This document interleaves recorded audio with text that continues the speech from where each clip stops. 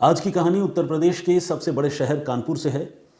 कानपुर सबसे बड़ा तो है ही, बहुत हाईली पॉपुलेटेड भी है और यहाँ बहुत सारी इंडस्ट्रीज़ है। इसी कानपुर शहर में एक लोकेलिटी है नौबस्ता। इस नौबस्ता इलाके में एक परिवार रहता है, शर्मा परिवार, जिसमें भरा पूरा परिवार है, जिसमें सारे लोग हैं और परिवार का जो बेटा है उसका नाम है प्रतीक शर्मा। प्रतीक शर्मा के दो छोटे छोटे बच्चे भी हैं और बीवी हैं जिसका नाम है नेहा शर्मा।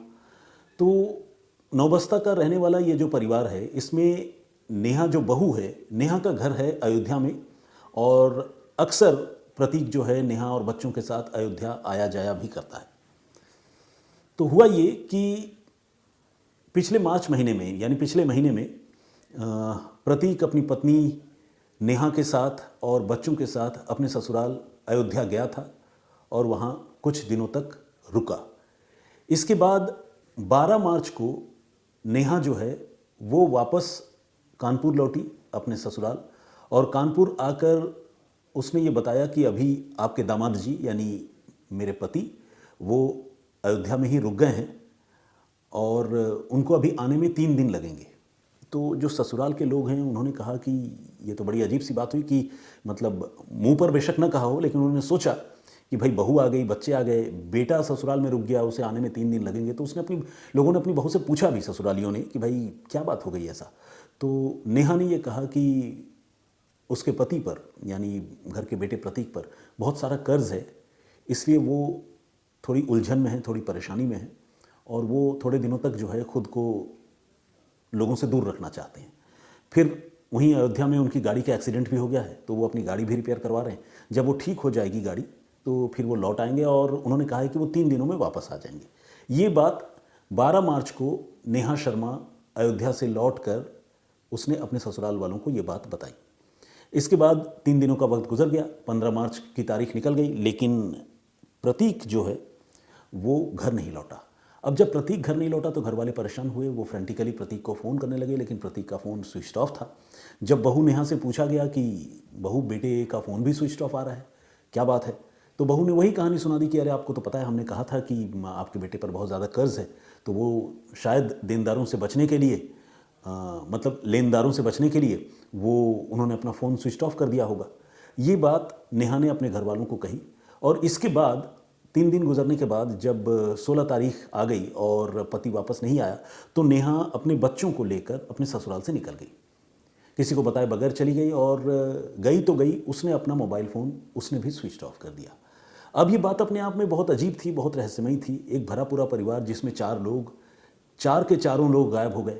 पहले बेटा गायब हुआ, फिर बहू गायब हुई और बहू के साथ दोनों बच्चे भी गायब हुए।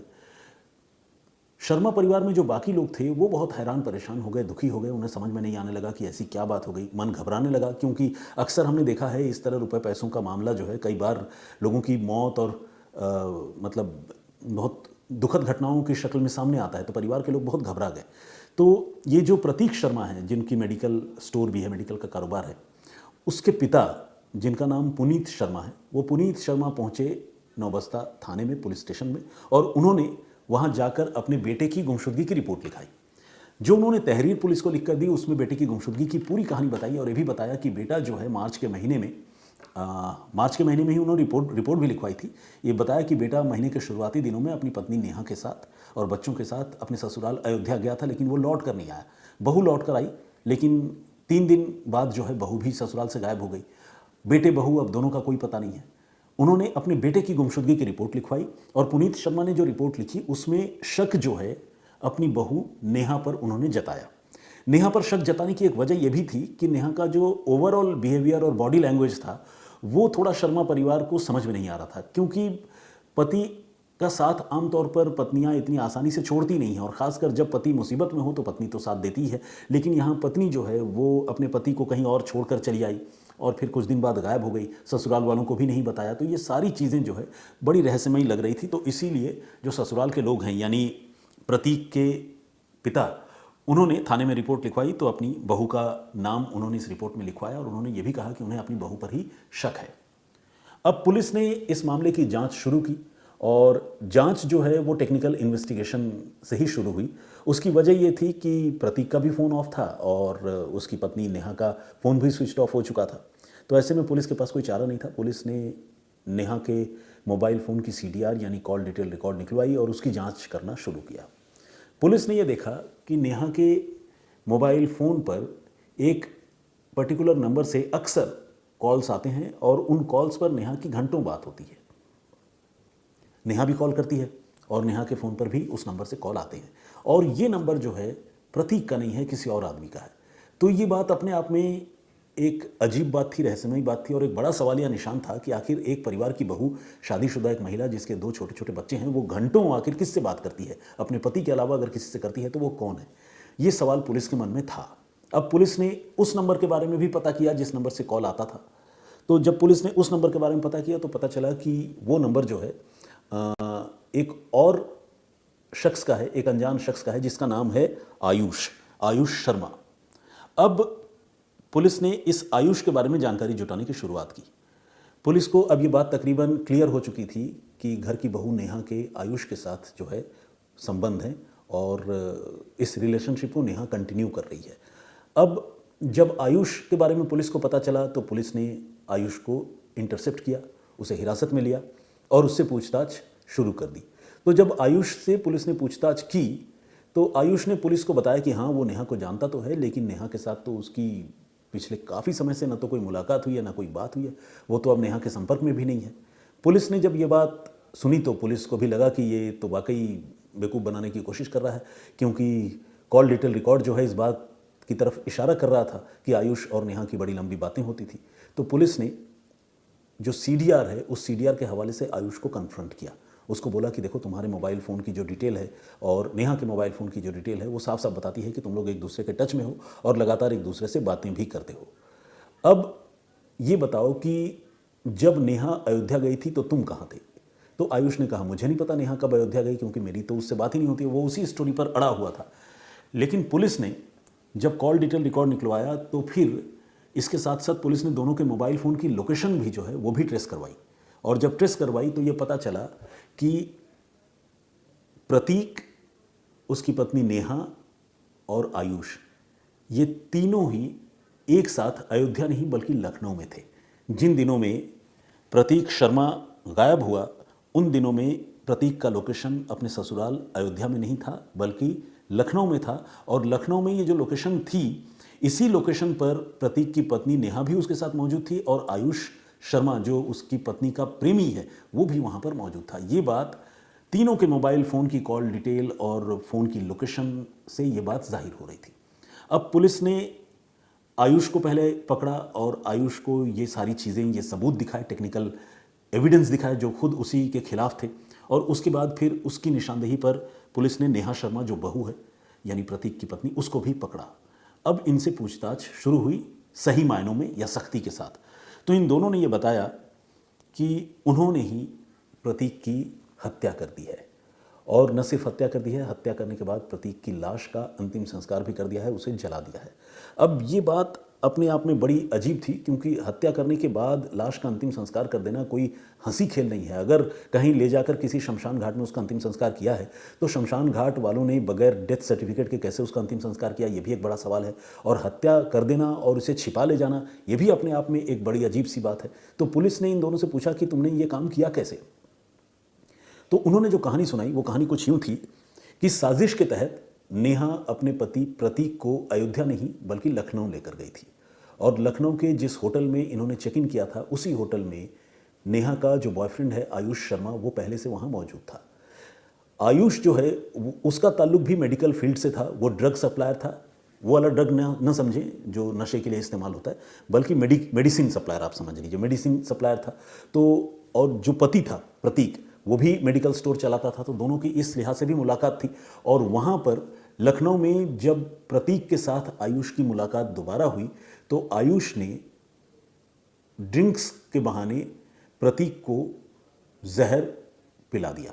अब जहर कैसे पिलाया, वो कौन सा जहर था, इसके पीछे भी कहानी ये है, जैसा कि मैंने आपको बताया कि वो मेडिकल सप्लायर था, ड्रग सप्लायर था, तो उसे कुछ केमिकल्स के बारे में जानकारी थी। उसे पता था कि किस तरह से कुछ अलग अलग डेंसिटी वाले लिकर्स को अगर एक दूसरे के साथ मिला दिया जाए तो वो कितना ख़तरनाक कॉम्पोजिशन बन जाता है। इसी तरह आयुष ने क्या किया कि 2 अलग अलग किस्म के शराब मिलाए एक साथ और उसमें तकरीबन 11 से 12 नींद की गोलियां डाल दी और उसे बिल्कुल एक जहरीले कॉकटेल में कन्वर्ट कर दिया। और उस कॉकटेल को बनाकर उसने पहले से तैयार रखा था कि जब नेहा अपने पति प्रतीक को लेकर आएगी तो फिर प्रतीक को धोखे से ये सेडेटिव लेस्ड ड्रिंक जो है वो सर्व करेगा, यानी जहर मिला हुआ ये शराब वो पीने के लिए देगा। और साजिश के तहत नेहा ने और उसके प्रेमी आयुष ने यही किया। प्रतीक को वो जहरीली शराब धोखे से पिला दी और जब प्रतीक की तबीयत बिगड़ गई या कह लें कि प्रतीक की जब मौत हो गई तो ये दोनों, आयुष और नेहा, ये दोनों जो है प्रतीक को लेकर फौरन लखनऊ के एक अस्पताल में पहुंचे और अस्पताल पहुंचकर उन्होंने आधा सच बोला। पूरा सच तो कैसे बताते कि हमने जहर दे दिया है, आधा सच ये बोला कि प्रतीक जो है बहुत शराब पीते हैं और हम लोग लखनऊ आए हुए थे, कानपुर के रहने वाले हैं, इन्होंने यहाँ भी बहुत ज़्यादा शराब पी ली और इनकी तबीयत बिगड़ गई है। तो हॉस्पिटल वालों ने उसको अटेंड किया और देखा कि हाँ वाकई शराब तो पी है और हॉस्पिटल वालों ने बताया कि लेकिन अब ये ज़िंदा नहीं है, इनकी मौत हो गई है। तो वहाँ पर उन दोनों ने रोने पिटने का बड़ा नाटक किया, यानी ये जो नेहा है उसने अपने पति की मौत पर रोने धोने का नाटक किया और ये जो आयुष है वो अपने आप को प्रतीक का भाई बताकर उसने हॉस्पिटल में अपने आप को इंट्रोड्यूस किया। जाहिर है वो ये तो नहीं बता सकता था कि मैं नेहा का बॉयफ्रेंड हूँ, तो उसने भी वहाँ रोने का ड्रामा किया और उस हॉस्पिटल से उन्होंने डेथ सर्टिफिकेट जो है प्रतीक की मौत का प्रोक्योर कर लिया, अवेल कर लिया। हालांकि हॉस्पिटल वालों ने इस मौत के बारे में पुलिस को भी जानकारी दी और वहाँ पुलिस ने प्रतीक की लाश का पोस्टमार्टम भी करवाया, लेकिन पोस्टमार्टम की शुरुआती रिपोर्ट में लिकर वाली बात तो सामने आई, शराब पीने से मौत की बात तो सामने आई, लेकिन जहर वाली बात सामने नहीं आई। और जब जहर वाली बात सामने नहीं आई तो जाहिर सी बात है डेड बॉडी में कोई बहुत बड़ा सवाल भी नहीं था, डेड बॉडी पर, मौत पर। तो इसीलिए डेड बॉडी जो है प्रतीक की लाश उसकी बीवी नेहा और नेहा के प्रेमी आयुष के हवाले हॉस्पिटल के डॉक्टरों ने पुलिस की मर्जी से कर दी।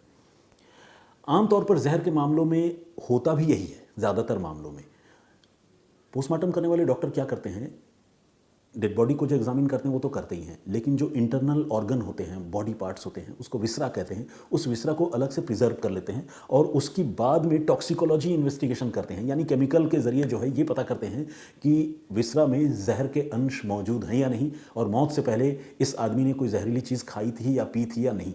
उसका पता जो है थोड़ा देर से चलता है क्योंकि विसरा की रिपोर्ट आने में आमतौर पर हमारे देश में 15 दिन से महीने भर का वक्त लग जाता है। तो विसरा वहाँ की पुलिस ने, वहाँ के पोस्टमार्टम करने वाले एक्सपर्ट्स ने प्रिजर्व कर लिया, लेकिन जो इनिशियल रिपोर्ट थी उसमें शराब की वजह से मौत की बात थी, तो इसीलिए डेड बॉडी को जो है घर वालों के हवाले वहाँ से पुलिस ने कर दिया। और लखनऊ में ही जहाँ पर यह हत्या हुई वहाँ पर एक गुलाला शमशान घाट है। उस शमशान घाट में प्रतीक की लाश को ले जाकर उसकी पत्नी नेहा ने और नेहा के प्रेमी आयुष ने प्रतीक का अंतिम संस्कार कर दिया। अंतिम संस्कार करने के बाद जैसा कि आपको मैंने बताया, नेहा अपने बच्चों को लेकर वापस 9 बजे तक कानपुर लौट आई और कानपुर लौटकर उसने अपने ससुराल वालों को ये स्टोरी सुनाई कि हम लोग अयोध्या से आ रहे हैं, लेकिन प्रतीक जो है वो अपने ससुराल में यानी मेरे घर में अयोध्या में ही रुक गए हैं और चूंकि उन पर बहुत ज़्यादा कर्ज है तो वो लोगों से बचने की कोशिश कर रहे हैं। उनकी गाड़ी का भी एक्सीडेंट हो गया है, वो 3-4 दिनों में लौट कर आएंगे। लेकिन 3-4 दिनों में प्रतीक कहाँ से लौट कर आता, ये तो खुद उसकी हत्या करके लखनऊ से वापस कानपुर आई थी। तो जब प्रतीक लौट कर नहीं आया तो ये जो नेहा है ये खुद फरार हो गई। और आपको जानकर हैरानी होगी कि फरार होकर अपने प्रेमी के साथ बच्चों को लेकर वो चली गई जयपुर और वहाँ पर उन लोगों ने टाइम स्पेंड किया, लेकिन इसके बारे में किसी को जानकारी नहीं मिली क्योंकि उन्होंने अपना फ़ोन स्विच ऑफ कर लिया था। उनकी आपस में मुलाकात थी, तालमेल थी। अब इस मामले में जब प्रतीक के पिता ने रिपोर्ट दर्ज करवाई तो रिपोर्ट दर्ज करने के बाद पुलिस ने तफ्तीश शुरू की और कैसे कैसे टेक्निकल इन्वेस्टिगेशन के सहारे आखिरकार पुलिस ने प्रतीक की कातिल बीवी नेहा को और उसके प्रेमी आयुष को गिरफ्तार कर लिया। ये पूरी कहानी मैंने आप लोगों को बताई। शुरू में जब ये कहानी मैंने सुनी तो मुझे बड़ी हैरानी हुई क्योंकि आम तौर पर ऐसी मौत जो अननेचुरल हो उस तरह के मौतों को मेडिको लीगल केस के तौर पर ट्रीट किया जाता है।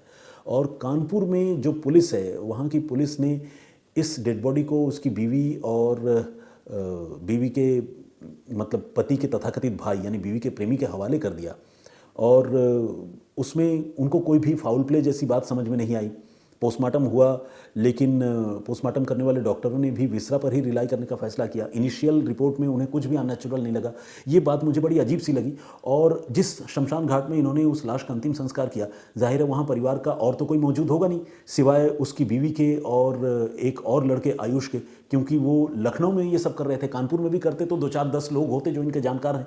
तो ये जो सारा सीक्वेंस है ये बड़ा अपने आप में अजीब है। मुझे अजीब इसलिए लगा क्योंकि वहाँ के हॉस्पिटल वालों को, वहाँ के पुलिस वालों को, वहाँ के शमशान घाट वालों को, इन तीनों जगहों पर किसी न किसी को ये शक होना चाहिए था कि इस आदमी की मौत कैसे हुई और इसका अंतिम संस्कार कैसे किया जा रहा है, क्योंकि और लोग वहाँ पर मौजूद नहीं थे। जबकि कोई फैमिली वाला आदमी अगर मर जाए तो जाहिर सी बात है परिवार के बहुत सारे लोग होते हैं, सिर्फ एक बीवी होगी और कोई नहीं होगा, और कानपुर से कोई लखनऊ आएगा नहीं, ऐसा कैसे हो सकता है। लेकिन मुझे लगता है कि वहाँ के डॉक्टर ने, पुलिस ने और शमशान घाट वालों ने थोड़ी लापरवाही बरती, थोड़ी काहिली बरती।